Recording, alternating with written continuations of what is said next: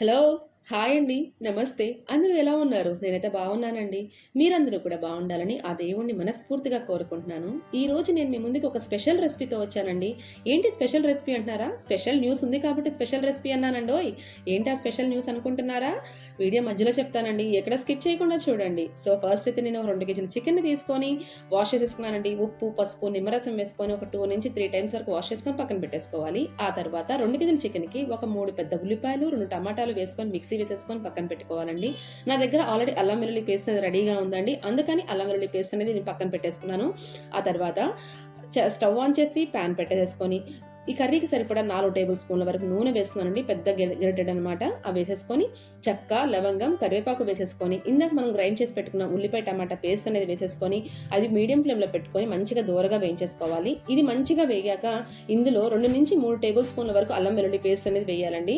So మీ దగ్గర అల్లం వెల్లుల్లి పేస్ట్ అనేది స్టోర్ చేసుకుంటే పర్లేదు, అప్పటికప్పుడు వేసినా కూడా చాలా టేస్టీగా ఉంటుందండి.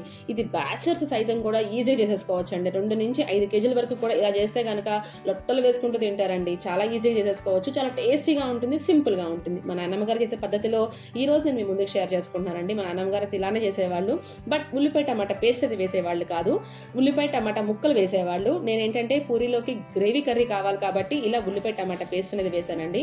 సో ఇలా మీడియం ఫ్లేమ్ లో పెట్టుకొని కర్రీ అంతా మసాలా అంతా కూడా మంచిగా వేగాక ఒక 1/2 టీ స్పూన్ పసుపు వేసుకొని 4 టేబుల్ స్పూన్ల వరకు కారపొడి వేసేసుకోండి. మీ స్పైసీనెస్ తగ్గట్టుగా కారం వేసేసుకొని ఆ కారం కూడా ఈ మసాలా అంతా పట్టే విధంగా మనం కలుపుకుంటే కర్రీ లుకింగ్ అనేది చాలా చాలా టెంప్టింగ్ గా ఉంటుందండి. చాలా కలర్ఫుల్ గా ఉంటుంది అండ్ టేస్ట్ కూడా చాలా డిఫరెంట్ గా ఉంటుంది.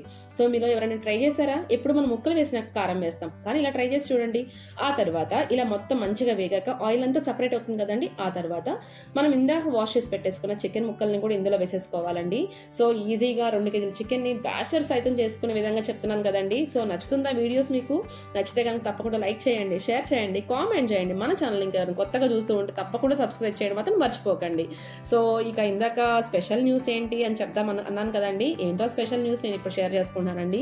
మన ఛానల్ 6K సబ్స్క్రైబర్స్ అయిందండి. అనుకోకుండా నాకు చాలా హ్యాపీగా అనిపిస్తుంది అనమాట. అందుకే ఈ హ్యాపీయెస్ట్ మూమెంట్లో ఈ వీడియోని షేర్ చేసుకుందాం అన్నట్టుగా నేను ఈ వీడియోని షేర్ చేసుకుంటానండి. సో ఇంకా నేను కొన్ని ఆ 6K సబ్స్క్రైబర్స్ అయిన సందర్భంగా నేను కొంత మంచి పని అనేది చేశానండి. ఆ మంచి పని ఏంటో నేను నెక్స్ట్ అప్కమింగ్ వీడియోస్లో షేర్ చేసుకుంటానండి. కొంత హెల్త్ అనేది సహకరించడం లేదు నాకు కొంచెం ఎడిటింగ్ చేసుకోవడానికి.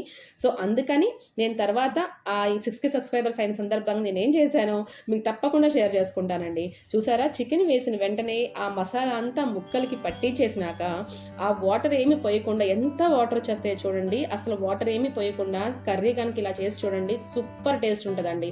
చాలా చాలా బాగుంటుంది.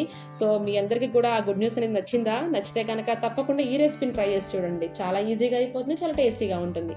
ఇందాక నుంచి మనం ఎక్కడ ఉప్పు వాడలేదు కదండి. ఇప్పుడు కూరకి సరిపడా కళ్ళు ఉప్పు అనేది వేసుకోండి. రాక్ సాల్ట్ అంటారు కదా, అది వేసుకోండి. సాల్ట్ అయినా ప్రిఫరబులేనండి. బట్ కళ్ళు ఉప్పు అనేది ఇలాంటి గ్రేవీ కర్రీస్లోకి వేస్తే చాలా మంచిదని అంటున్నారు కదా, అందుకనండి.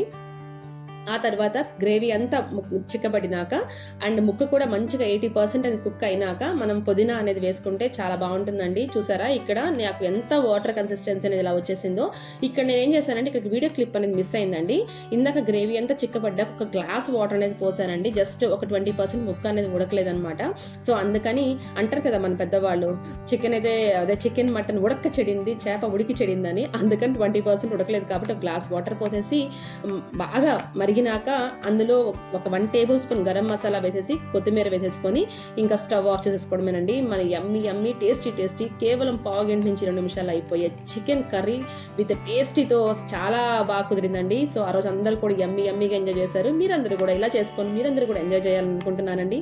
ఈ వీడియో నచ్చిందా? నచ్చితే లైక్, షేర్, కామెంట్.